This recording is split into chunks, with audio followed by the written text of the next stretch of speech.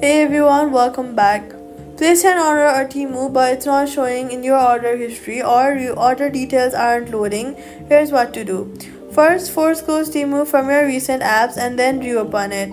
Order display is loaded fresh on relaunch and a stale session is one of the most common reasons a recent order does not immediately appear. After reopening, go to your order section and then pull down on the screen to force a manual refresh. If the order still isn't there but your bank account was charged, your order did go through and is simply waiting to sync.